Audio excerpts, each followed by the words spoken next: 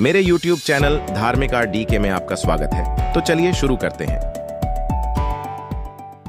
हिंदू धर्म ग्रंथों के अनुसार चैत्र वंश सम्राट ध्रुव भगवान विष्णु के महान तपस्वी भक्त थे।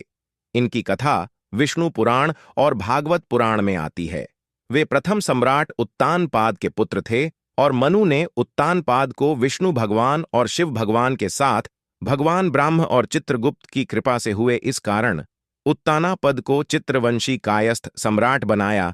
और क्योंकि वे मनु चित्रगुप्त के बेटे भानु श्रीवत्स के पुत्र देवदुत्तराज के पुत्र भारद्वाजीत के पुत्र स्वयंभुव मनु थे, यानी चित्रगुप्त के परपर पोते हैं और श्रावस्ती के वंश से थे। ध्रुव ने बचपन में ही घर बार छोड़कर तपस्या करने की ठानी। भगवान विष्णु ध्रुव के समक्ष प्रकट हुए।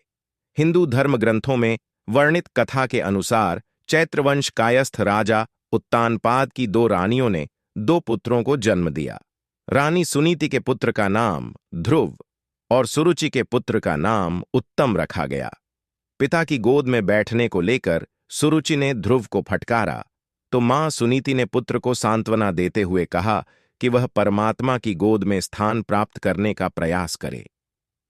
माता की सीख पर अमल करने का कठोर व्रत लेकर ध्रुव ने 5 वर्ष की आयु में ही राजमहल त्याग दिया। ध्रुव अपने घर से तपस्या के लिए जा रहे थे।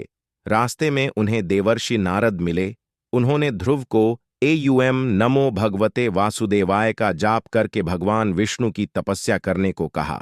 ध्रुव ने नारद जी की बात मानकर एक पैर पर खड़े होकर 6 माह तक कठोर तप किया। बालक की तपस्या देख भगवान विष्णु ने दर्शन देकर उसे उच्चतम पद प्राप्त करने का वरदान दिया। इसी के बाद बालक ध्रुव की याद में सर्वाधिक चमकने वाले तारे को नाम ध्रुव तारा दिया गया।